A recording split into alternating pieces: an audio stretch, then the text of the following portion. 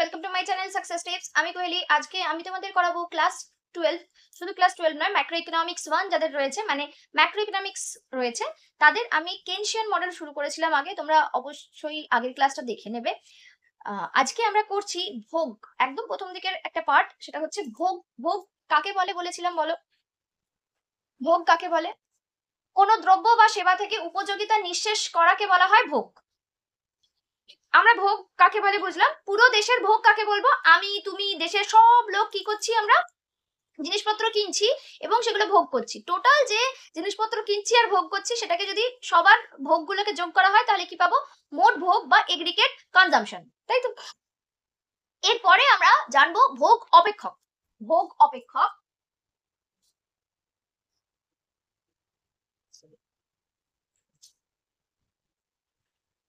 Consumption function. তোমরা কাকে বলাটা লিখেছো? কাকে বলাটা কি বলছে? The relationship between consumption expenditure and income is known as consumption function. ঠিক আছে, ইংলিশটা যদি একটু অন্যরকম লিখিয়েছি কোনো ব্যাপার না, কিন্তু মিনিংটা একই। যে বলছে কনজাম্পশন, কনজাম্পশন, কনজাম্পশনের সঙ্গে কে? কনজাম্পশন মানে ভোগ, ভোগের সাথে ন্যাশনাল ইনকাম, ন্যাশনাল ইনকাম বা জাতীয় আয়। তাই জাতীয় আয়ের কথা বলেছে না, এমনি আয় বলেছে রে? জাতীয় আয়। এই যে কনজাম্পশন মানে হচ্ছে সি আর জাতীয় আয় মানে হচ্ছে ওয়াই। এই দুটো যে রিলেশন, এই দুটো রিলেশনকে আমরা কি বলবো? ভোগ। ভোগ অপেক্ষক বা কনজাম্পশন ফাংশন, দুটোর সম্পর্ককে আমরা বলবো কনজাম্পশন ফাংশন। তো আমরা কিভাবে লিখেছিলাম? আমি বলেছিলাম সি ইজ ইকুয়াল টু, আমরা এফ ওয়াই এইভাবে লিখতে পারি। আর তোমাদের বইতে লিখেছে C is equal to C Y. এই এফ এর জায়গাতে সি লিখেছে কাজ করার সুবিধার জন্য, কারণ আমরা একটু পরে আবার ভোগ ছাড়াও সঞ্চয় দেখবো, তখনও আবার একবার এফ চলে আসবে। তো এতবার এফ না নিয়ে যেটা কনজাম্পশনের জন্য আমরা সি নিচ্ছি, দুটো একই জিনিস। ঠিক আছে, বোঝা গেছে? এবার এই যে সি, এই সি ইজ ইকুয়াল টু কি হওয়া উচিত? আমি আগের দিন লিখেছিলাম এ প্লাস বি ওয়াই লিখেছিলাম, তাই তো? মনে আছে? এটা কেন লিখেছিলাম? প্রথম কথা হচ্ছে এ মানে হলো কি? স্বয়ংভূত বা অটোনোমাস, অটোনোমাস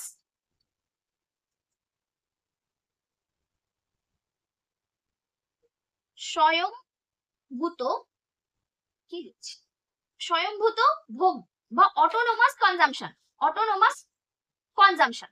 ঠিক আছে, অটোনোমাস কনজাম্পশন মানে যে এই যে তোমাদের তো এখন সেইভাবে কোনো ইনকাম নেই, তোমরা হয়তো টুকটাক দু একটা ইনকাম করলেও মেন তোমরা তো ইনকাম করো না, বেশিটাই আমরা কি, তোমরা ডিপেন্ড করছো। তোমার ইনকাম নেই অথচ তুমি ডিপেন্ড করছো, অথচ তুমি ভোগ করছো। তোমার ইনকাম নেই অথচ তুমি ভোগ করছো, সেটা হচ্ছে অটোনোমাস, স্বয়ংভূত, নিজে নিজেই হচ্ছে। তোমার প্রয়োজনে তুমি খাচ্ছ কিন্তু তোমার ইনকাম নেই। এটা আমাদের হয় কি, হয় ধার করে হচ্ছে, নয় পুরনো জমানো থেকে হচ্ছে। এটা তোমার বাবা বা মা তোমাকে দিচ্ছেন। তো এইটা হচ্ছে স্বয়ংভূত। এইটাকে আমাদের যদি ইনকাম বেড়ে যায়, অনেক ইনকাম বেড়ে যায় বা ইনকাম বাড়তে শুরু করে, আমাদের যে স্বয়ংভূত খরচাগুলো আছে সেগুলো কি বাড়বে? এই খাওয়া, জামা কাপড় পরা, এগুলো কি বেড়ে যাবে? বেশি বেশি করে খেয়ে নেবো, আমার ইনকাম বেড়ে গেল না। তো সেইটা আমাদের কি হচ্ছে, কনস্ট্যান্ট থাকবে। এইটা কিন্তু স্থির বা কনস্ট্যান্ট, এটা হচ্ছে স্থির বা কনস্ট্যান্ট, এটা হচ্ছে স্থির বা কনস্ট্যান্ট এই পার্টটা। অনেক সময় এই এ কে এইভাবেও লেখে, সি, স্মল সি দিয়ে মাথায় একটা দাগ, এই দাগটার মানে হচ্ছে কনস্ট্যান্ট। বার, মাথায় বার, এরকম ভাবেও লেখে। এ কে আমরা এইভাবেও লিখতে পারি, অনেক বইতে এইভাবে লেখা থাকে। Autonomous consumption. আচ্ছা, consumption at zero level of income, consumption, consumption at zero level of income মানে আয় শূন্য অবস্থার ভোগ, আয় শূন্য বা শূন্য আয় অবস্থার ভোগ, শূন্য আয় অবস্থার ভোগ।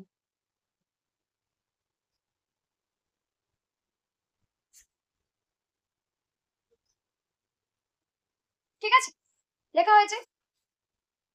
এইবার বি, এই বি হচ্ছে marginal propensity to consume, marginal propensity to consume,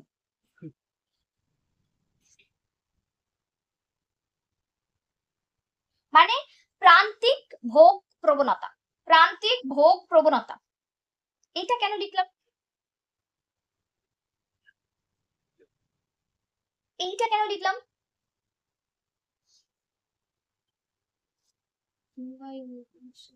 B হচ্ছে ওয়াই এর উপর নির্ভরশীল, বি হচ্ছে ওয়াই এর উপর নির্ভরশীল, ঠিক আছে?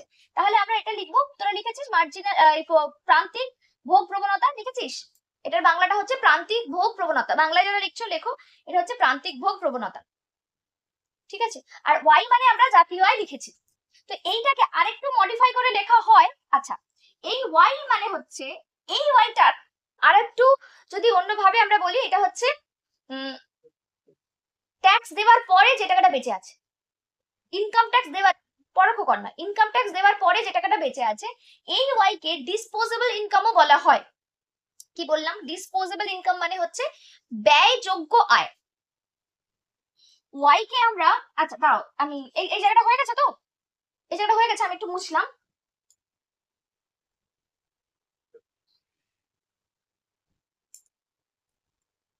এইটাকে আমরা এইভাবে লিখতে পারি, a plus B into Y, বা B into Y minus T, Y minus T, T মানে ট্যাক্স, টি মানে income tax, income tax, T মানে ইনকাম ট্যাক্স। ম্যাম বিটা একবার বুঝিয়ে দিন। বলবো, আচ্ছা মানে আয়কর, আচ্ছা বি বুঝতে অসুবিধা আছে, বি হচ্ছে, আমরা এ তো নর্মাল ভাবে বুঝলাম এ, এবার ধরো তোমার ইনকাম বাড়লো, তুমি আগে কি করতে, আগে ধরো আমি যেরকম বলি যে আমি আগে বাসে যাতায়াত করতাম, ইনকাম একটু বাড়লো, আমি কি করব? অটোয় যাতায়াত করব। তার থেকেও ইনকাম বাড়লো, তখন আমি কি করব? নিজে বাইক কিনলাম। তারপর আরো যদি ইনকাম বাড়ে আমি একটা 4 চাকা কিনলাম, তো তারপর তার প্লেন কিনবো না, 4 চাকা নেওয়া তো আমি হতে পারে একটা, হয়তো প্রথমে খুব কম দামি একটা 4 চাকা সেকেন্ড হ্যান্ড কিনেছি, তারপরে দেখা গেল একটা নিজে একটা ভালো 4 চাকা কিনলাম, তারপরে আরো দামি এটা হতে পারে। কিন্তু একটা ব্যাপারটা হচ্ছে কি যে সেটার একটা লিমিট আছে, যে বাড়াতে বাড়াতে আমরা কিন্তু একটা সময় গিয়ে কি করবো, লাক্সারি জিনিসে যাব, কিন্তু মানে সেই জিনিসটার উপরে ইনকাম বাড়ার সাথে ওটা চেঞ্জ হতে থাকবে, যেটা যেই পোর্শনটা কনজাম্পশন বা ভোগের, যে পোর্শনটা ইনকামের উপর ডিপেন্ডেন্ট, সেটাকে আমরা বি দিয়ে ডিনোট করছি। এবার বোঝো, ইনকাম বাড়ার সাথে, ইনকাম আয় বাড়ার সাথে যতটা ভোগ ব্যয় বাড়ছে, তাকে আমরা কি বলবো? আয়ের 1 ইউনিট বাড়ার জন্য, বৃদ্ধি পাওয়ার জন্য ভোগের যত ইউনিট বৃদ্ধি পাচ্ছে তাকে কি বলবো? প্রান্তিক ভোগ প্রবণতা। একটু পরে লেখাচ্ছি, ব্যাপারটা বোঝো যে ওটা আমি নাম দিয়েছি প্রান্তিক ভোগ প্রবণতা বা মার্জিনাল প্রপেনসিটি টু কনজিউম। এটা হলো কি হচ্ছে, কার উপর ডিপেন্ডেন্ট? যতটা ইনকাম হচ্ছে তার উপরে ডিপেন্ডেন্ট।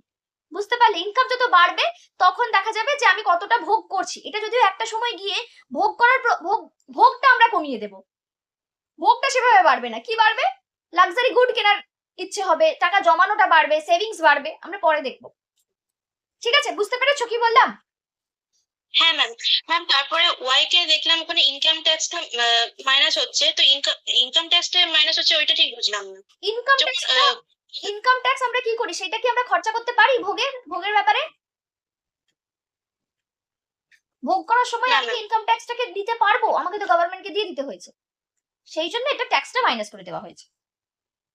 ঠিক আছে, মোটামুটি অত ভাবতে লাগবে না, তুমি এটাকে আমরা বি ওয়াই দিয়েই করে দিতে পারি। ঠিক আছে, আর অত ডিটেলসে যেতে হয় না। তোমাদের এটা সম্ভবত সিলেবাসে নেই, আগের বার 12 এ ছিল, ওই অঙ্ক করতে হতো ছোট ছোট। আচ্ছা, the following relation consumption function should be kept mind, the consumption function is linear। আচ্ছা দেখো, ভোগ অপেক্ষকের বৈশিষ্ট্য, অটোনোমাস না, consumption function is linear, consumption function is linear, বাংলাতে কি হচ্ছে? ভোগ অপেক্ষকটি রৈখিক।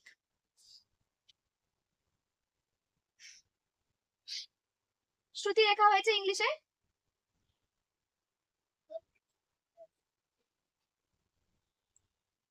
এবার এটা কেন কেন আমাদের রৈখিক বলছে?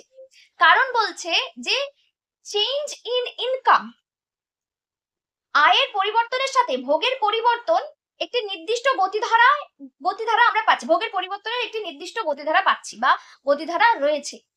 মানে একটা ইনকামের যে চেঞ্জ হচ্ছে, সেই ইনকামের চেঞ্জের জন্য কনজাম্পশনের চেঞ্জের একটা কি বলবো, একটা রিলেশন পাওয়া যাচ্ছে, যে ইনকাম যেরকম ভাবে চেঞ্জ হচ্ছে কনজাম্পশনেরও একটা সেরকম চেঞ্জ হচ্ছে, তাই জন্য এটা কি হচ্ছে, রৈখিক বা লিনিয়ার। তোরা লেখ, আয়ের পরিবর্তনের সাথে ভোগের পরিবর্তনের একটি নির্দিষ্ট গতিধারা আছে। গতিধারা থাকার জন্য আয়ের পরিবর্তনের সাথে ভোগের পরিবর্তনের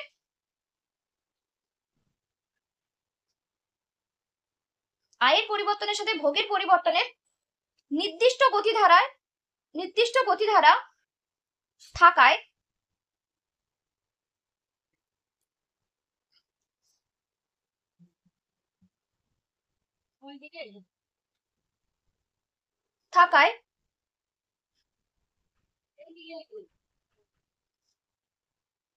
ভোগ অপেক্ষকটি সরল রেখা বা রৈখিক হয়।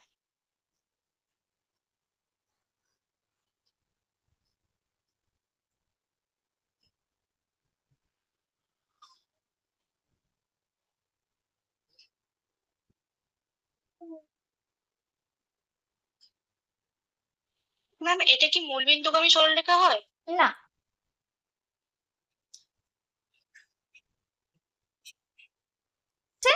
যে কি for the straight line to be upward sloping, এই যে আমরা রৈখিক দেখতে পাচ্ছি, এইটা আবার কি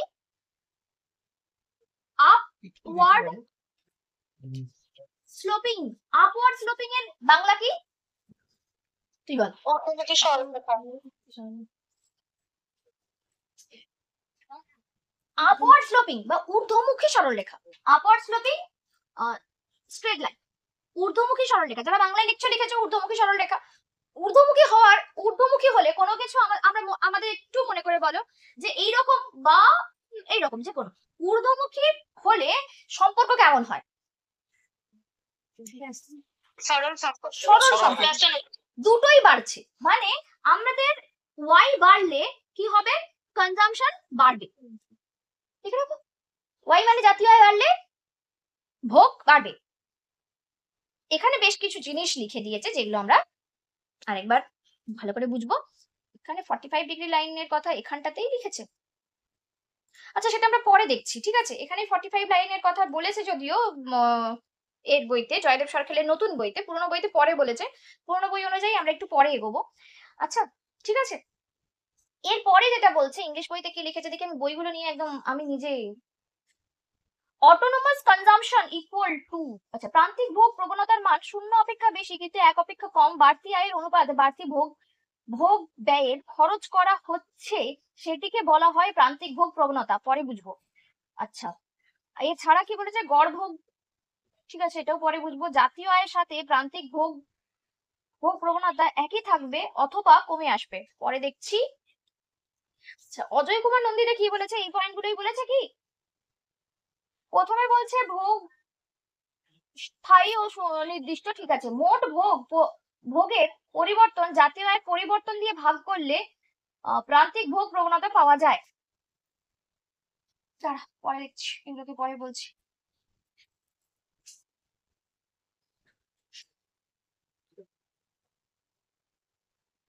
কি বললাম, এর পরেরটা হচ্ছে স্বয়ংভূত ভোগ, অটোনোমাস কনজাম্পশন। কি বলেছি, উল্লম্ব অক্ষতে সি মেজার করা হচ্ছে, সি মানে ভোগ বা কনজাম্পশন, ঠিক আছে। আর এইদিকে হচ্ছে ওয়াই বা আয়, জাতীয় আয় মেইনলি মেজার করা হচ্ছে। বলছে ভোগ অপেক্ষক, অটোনোমাস কনজাম্পশন ভোগ অপেক্ষকের ছেদিতাংশের সমান হয়। ছেদিতাংশ মানে উল্লম্ব ছেদিতাংশ বা ইন্টারসেপ্ট। কি বলেছে, autonomous consumption is equal to the intercept made by the consumption function. এইটা হচ্ছে কনজাম্পশন ফাংশন। এই যে এটা হলো কি নাম দিচ্ছে এখানে, সিসি নাম দিয়েছে, তোদের বইতে অনেক বইতে এবি নাম দিয়েছে। অজয় কুমার নন্দিতে কি নাম দিয়েছে, অজয় কুমার নন্দিতেও এবি দিয়েছে। যেহেতু আমি মেন কলেজে এই সিবিএসসির কোনো স্টুডেন্ট পড়াচ্ছি না, এটা আমি এবি নাম রাখলাম। এবি, এবি হচ্ছে কি, এবি হলো কনজাম্পশন ফাংশন বা ভোগ অপেক্ষক, ভোগ অপেক্ষক। এবি হচ্ছে ভোগ অপেক্ষক রেখা, ভোগ অপেক্ষক রেখা, কনজাম্পশন ফাংশন কার্ভ। ঠিক আছে, রেখা না বললেও চলে, অপেক্ষক পর্যন্ত বললেই হয়। এইটার উল্লম্ব অক্ষের ছেদিতাংশ, উল্লম্ব অক্ষ বা এইটা কি ওয়াই অ্যাক্সিস বলতে পারি, আর কি বলতে পারি ভার্টিক্যাল অ্যাক্সিস। ভার্টিক্যাল অ্যাক্সিস কে যেখানে কি করছে, ছেদ করছে বা ইন্টারসেক্ট করছে, সেই পার্টটার সঙ্গে ইকুয়াল, মানে এই পার্টটা হচ্ছে অটোনোমাস কনজাম্পশন বা এ। বোঝা গেছে? তারপরে এই পার্টটা কি হচ্ছে, ওপর থেকে উঠছে, এটার একটা ঢাল আছে, মনে আছে ঢাল কি করে নির্ণয় করে? ঢাল নির্ণয় আসবে না, তাই চাপ নিও না, একটুখানি তবুও যাদের মনে থাকবে মনে রাখবে, আর যদি মনে না থাকে চাপ নেওয়ার দরকার নেই। ঢাল কি করে নির্ণয় করে, আমরা এইরকম ভাবে একটা লাইন টানবো, ঠিক আছে, আর এইরকম ভাবে একটা লাইন টানবো, ঠিক আছে, এই পার্টটা ডিভাইডেড বাই এই পার্টটা, লম্ব বাই ভূমি, পারপেন্ডিকুলার বাই বেস করলে যেটা পাবো সেটা কি হবে, ঢাল। মানে কতটা এই ঢাল হয়ে আছে, এইটা কিসের, এইটা কার সঙ্গে ইকুয়াল হবে, লিখেছি ভোগ অপেক্ষকের প্রান্তিক ভোগ প্রবণতার সঙ্গে সমান হবে, তাই তো, প্রান্তিক ভোগ প্রবণতার সঙ্গে সমান হবে। তোর বইতে কত পেজ রে, 37 পেজ না? ম্যাম বলছি ওখানে এ যেটা মার্ক করলেন যে এটা হচ্ছে স্বয়ংভূত ভোগ, এটা হচ্ছে হ্যাঁ স্বয়ংভূত ভোগ, এটা হচ্ছে স্বয়ংভূত ভোগ। আচ্ছা এতে কি বলে, এই পারুলের বইতে কিছুটা দিয়েছে, পারুলের বইতে ওই এ দিয়ে এটা দিয়েছে কিছুটা, এবার একটু কঠিন বানিয়ে দিয়েছে এটাকে, ও এমপিএস টা বুঝিয়েছে, এমপিএস পরে বোঝাবো, থাক ঠিক আছে, দেখে নিয়েছি কি আছে। আচ্ছা এইবার এইটার ঢাল কিসের উপর ডিপেন্ড করছে বললাম, এই ডিপেন্ড করছে না, কার সঙ্গে ইকুয়াল হবে, আচ্ছা সিম্পল কেনসিয়ান মডেল হচ্ছে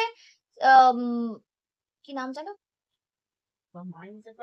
আনিশা, আনিশা সিম্পল কেনসিয়ান মডেল হচ্ছে, ঠিক আছে। আচ্ছা এইবার এইবার তোমাদের বইতে আর যে পয়েন্টগুলো আছে সেই পয়েন্টগুলো একটু ডিসকাস করি।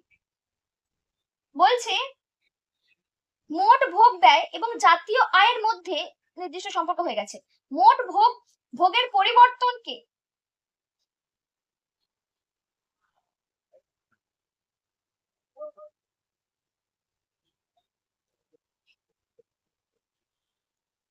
এখানে কি লিখেছে, এখানে আমরা কতগুলো নর্মাল জিনিস জানবো কিন্তু এক্ষুনি বুঝবো না, তার কারণটা হচ্ছে এক্ষুনি বুঝতে গেলে আমাদের একটা একটা করে বোঝাটা অসুবিধা হয়ে যাবে। আমরা আগে আরেকবার অজয় কুমার নন্দীতে ভালো করেছে যে পরে দিয়েছে, এটা পরে করাটাই ভালো ছিল, আমরা আগে লিখে ফেলছি ঠিক কথাই, কিন্তু এটা পরে করাটাই বেশি ভালো ছিল। তো এটা কি আছে দেখো, আমরা পরের পয়েন্ট গুলো কি লিখেছি বলো, যে মোট ভোগ পরিবর্তনকে জাতীয় আয়ের পরিবর্তন দিয়ে ভাগ করলে আমরা প্রান্তিক ভোগ প্রবণতা পাই, এটা লিখেছি। ঠিক আছে তোমরা এগুলো লেখো, আমি একবার বলছি, যারা ইউটিউব থেকে পরে ক্লাস করছো তারা ঝটপট করে লিখবে।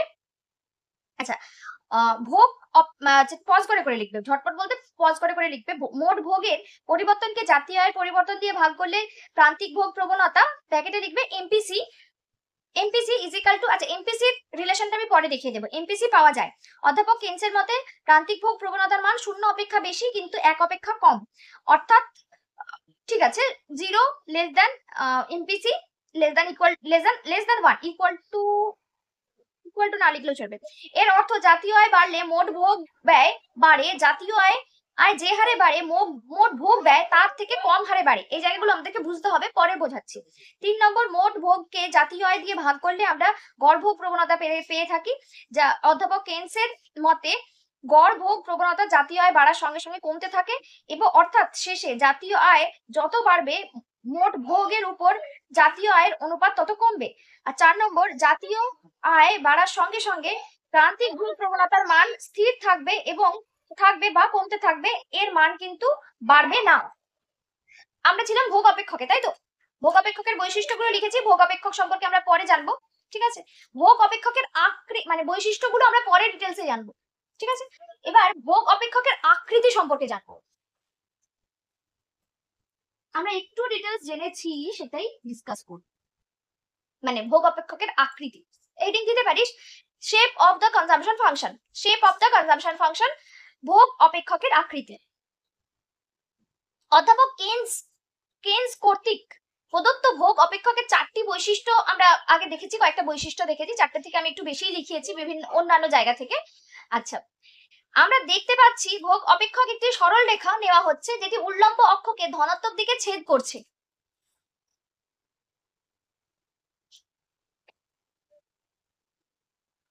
তার আগে আমার মনে হয় একটুখানি তোদেরকে প্রান্তিক ভোগ প্রবণতা আর গড় ভোগ প্রবণতাটাকে একটু আলোচনা করে দেওয়াটা দরকার, না হলে না এটা বোঝানোটা একটু ডিফিকাল্ট হবে কি নাকি হবে না।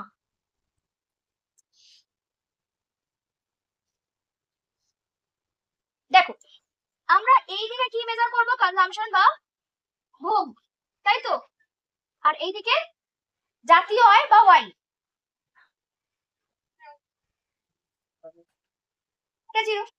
এইবার আমাদের কাজ কি? আমরা ভোগ অপেক্ষক দিয়ে পেয়েছি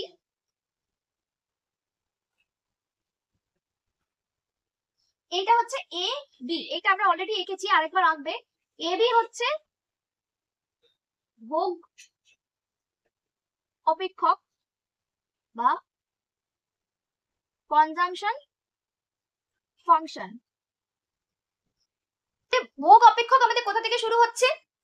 উল্লম্ব অক্ষ বা ওয়াই অ্যাক্সিস, ওয়াই অ্যাক্সিস বা এটা হচ্ছে কি বলে, আমরা কনজাম্পশন যেই অ্যাক্সিসে বা যেই অক্ষতে ভোগকে নিচ্ছি সেই অক্ষকে কি করছে এই কনজাম্পশন ফাংশন ছেদ করছে বা ইন্টারসেক্ট করছে। কোথায় করছে? যেখানটা করছে সেই পোরশনটা কি হবে? অটোনোমাস কনজাম্পশন হবে, তাই তো? এইবার বলছে যে আমরা এটা পাচ্ছি ঊর্ধ্বমুখী পেয়েছি। তারপর বলছে মূল বিন্দুতে 45 ডিগ্রি কোন একটি ঊর্ধ্বমুখী সরল রেখা উপরের দিকে ছেদ করবে। দেখ, আমরা এখান থেকে একটা 45 ডিগ্রি যদি লাইন আঁকি, ঠিক আছে? 45 ডিগ্রি লাইনটার বৈশিষ্ট্য আমরা একটু বুঝবো। 45 ডিগ্রি লাইনের বৈশিষ্ট্য তোমরা অন্য জায়গায় একটা 45 এইদিকে লিখতে পারো বা নিচের দিকেও করতে পারো। আমরা যদি এটা 45 ডিগ্রি করি, এটা 45 ডিগ্রি, ঠিক আছে?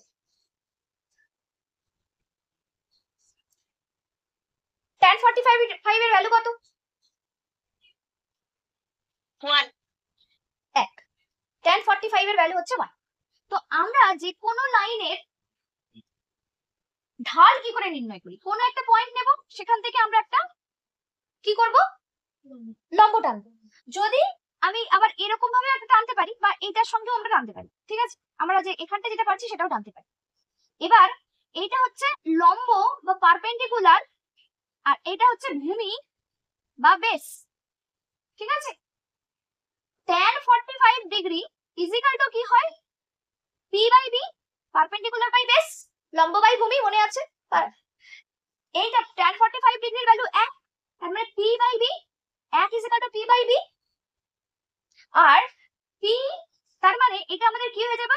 b is equal to p, কারণ b তে যদি এখানে মাল্টিপ্লাই হয়ে যায় b হয়ে যাবে b এর সঙ্গে 1 মাল্টিপ্লাই করে b, b is equal to p। তার মানে ভূমি আর লম্ব ইকুয়াল হবে।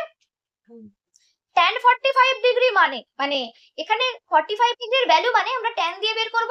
আর 45 ডিগ্রি লাইনে আমাদের কি হচ্ছে? লম্ব আর ভূমি দুটো ইকুয়াল, ঠিক আছে?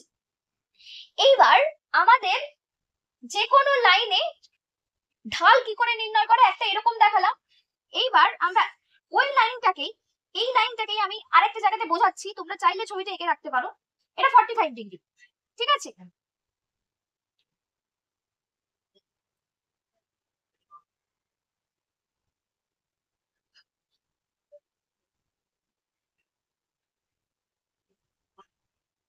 আমরা কি করছি? আমরা অন্য আরেকটা এবি লাইনে করার চেষ্টা করছি। এটা 45 ডিগ্রি লাইন। 45 ডিগ্রি লাইনে যেখানে যেই পয়েন্টে কেটেছে, যেই পয়েন্টে ইন্টারসেক্ট করেছে, সেই পয়েন্ট থেকেই আমি এখানে একটা লম্ব টেনেছি। আর ওইটাতেই এই লাইনটার উপরে এই বিন্দু থেকে একটা লম্ব টেনেছি। ঠিক আছে, তোরা আমাকে বল এই লাইনটা আর এই লাইনটা ইকুয়াল হবে? ঠিক আছে,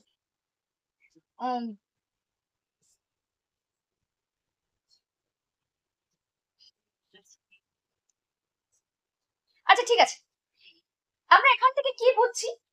এইটা ধর, আমি ধরলাম এই পুরোটা হচ্ছে 5, তাহলে এই পার্টটা কত হবে? 45 ডিগ্রি লাইন যদি এটা 5 হয় তাহলে এই পার্টটা কত হবে? 5ই হবে। সবার কাছে ব্যাপারটা ক্লিয়ার? সবার কাছে ব্যাপারটা ক্লিয়ার? আমি কি বলছি, যদি এইটা 5 হয় তাহলে এটা 5 হবে, কারণ আমরা পেয়েছি b by b, b is equal to b।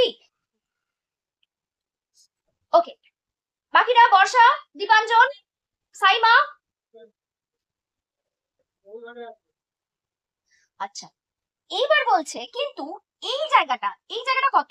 5 নয় নিশ্চয়ই, এই পার্টটা, এই পার্টটা কত? 5 এর থেকে কম হবে। এই পুরোটা যদি 5 হয় তাহলে এই পার্টটা কি হচ্ছে 5 এর থেকে কম? আমি ধরছি 2। আর এই পার্টটা কত? হ্যাঁ, এই পার্টটার সাথে এই পার্টটা ইকুয়াল না? তাহলে 5, এটা 5, তাহলে 5ই হবে। এই লাইনটার ঢাল কত হলো? AB এর স্লোপ অফ AB আর AB এর ঢাল কত হচ্ছে? স্লোপ মানে ঢাল কত হবে? লম্ব 2/5, 2/5 করলে 0.4। এটা একের থেকে ছোট না বড়? 2/5টা কি করে হলো? এই আরেকবার একটু বোঝাবে? এই তো লম্ব, এটা লম্ব আর এটা ভূমি। হ্যাঁ, তাহলে 2/5 হচ্ছে লম্ব বাই ভূমি। ঠিক আছে ম্যাম, বুঝেছি। তাহলে 0, আচ্ছা সবাই বুঝতে পেরেছো জায়গাটা? এটা একের থেকে ছোট হলো না বড় হলো? জায়গাটা কি তুমি বাইরে এনে লাগিয়েছো? না, আমি লাগাইনি, ওটা আমার না বোধহয়। এইবার সবার কাছে ক্লিয়ার হলো? এখানে যে কথাটা লিখেছে সম্ভবত কোন একটা জায়গাতে লিখেছিল না, ঢাল কম বা কিছু একটা লিখেছিল।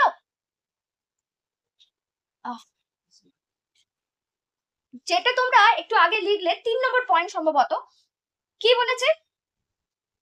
আমরা এইটাকে বলছি, এটা লাস্ট লাইনটা, ওইটা লাস্ট লাইনটা পড়ো কি লিখেছে বল। বলছে জাতীয় আয় বাড়লে মোট ভোগ ব্যয় বাড়ে এবং জাতীয় আয় যে হারে বাড়ে মোট ভোগ ব্যয় তার থেকে কম হারে বাড়ে। একবার লাইনটা পড়ো। আবার বলছি আমি, ইংলিশটা কি লিখেছে? দা এগ্রিগেট কনজাম্পশন, দেখো একটু ভালো করে দেখো যে আমি তোমাকে ইংলিশটা যেখানে পাঠিয়েছি, ইংলিশটাতে 2 আর 3 নম্বর পয়েন্ট করে ফেলেছি। 3 নম্বর পয়েন্ট ওটা না, 2 এর সঙ্গেই ওটা রয়েছে, ওটার একদম লাস্টের দিকটা লিখেছে। দিস মিন্স দ্যাট না লিখে না বলে পরেরটা বলছি, aggregate consumption expenditure increases as national income increases. বলছে ন্যাশনাল ইনকাম, এইটা হচ্ছে জাতীয় আয়, এইটাকে জাতীয় আয়ের একটা ধরা হচ্ছে, ঠিক আছে? এটা জাতীয় আয়ের একটা লাইন ধরা হচ্ছে যে এইটা ইনক্রিজ করছে, ঠিক আছে? তার জন্য কি হচ্ছে, এই কনজাম্পশন বা ভোগ অপেক্ষক উপর দিকে উঠছে, ইনক্রিজ করছে। কিন্তু তারপর কি লিখছে? ওই গোলগুলো দিও। আচ্ছা, তারপরে কি বলছে? বলছে যে কি বললাম যেন, national income, aggregate consumption expenditure increases at a lower rate. বলছে এইটা কনজাম্পশন ফাংশন, এটা ইনক্রিজ করছে, এর ইনক্রিজিং আমরা দেখেছিলাম, এটা হচ্ছে এর ঢাল, এর ঢালের সঙ্গে কে ইকুয়াল? এমপিসি বা বি, তাই তো? বি বলেছিলাম না এটা? এটা ঢালটাই হচ্ছে বি। বি এর সাথে বিটা কি হচ্ছে? এমপিসিটা বা এমপিসি আমরা আরো পরে ক্যালকুলেশন করব, মানে অন্যভাবে শিখবো। সেটা বলছে যে aggregate consumption expenditure increases at lower rate, the rate at which national income increases।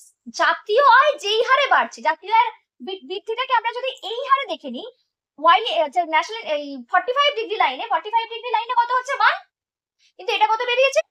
0.4, তার থেকে কম। বোঝা গেছে? সবাই বুঝতে পেরেছো ব্যাপারটা? আমরা ঢালটা এমনি ছবি দেখেও বুঝতে পারছি, এইটা যতটা স্টিপ এটা ততটা স্টিপ নয়। ঠিক আছে? দেখো এই দিকটা আমরা কি মেজার করছি, আয় মেজার করছি।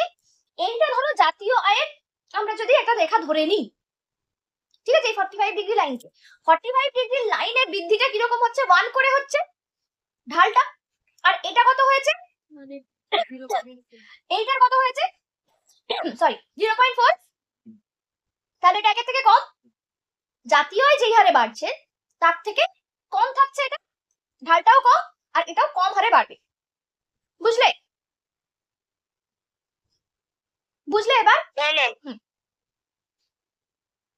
আমি আজকে কেনশিয়ান মডেল থেকে ভোগটা একটু শুরু করেছি। ভোগ কাকে বলে আগের দিন করে দিয়েছিলাম, ভোগ অপেক্ষকটা আমরা কিছুটা করলাম। এরপরে আমাদের আরো রয়েছে ভোগ অপেক্ষক সম্পর্কে আমরা বৈশিষ্ট্যগুলো একে একটা করে ডিটেলস জানবো, প্রান্তিক ভোগ প্রবণতা, গড় ভোগ প্রবণতা, এগুলো সবকিছু ডিটেলসে জানবো। এই ভিডিও তোমাদের কেমন লাগলো অবশ্যই জানিও। আর তোমরা যদি চাও আমার কাছে অনলাইন অফলাইন ক্লাস করতে পারো। এছাড়াও তোমরা আমার ফেসবুক পেজ, হোয়াটসঅ্যাপ চ্যানেল এবং টেলিগ্রাম চ্যানেলে জয়েন হয়ে থাকতে পারো। এতক্ষণ ভিডিও দেখার জন্য থ্যাংক ইউ।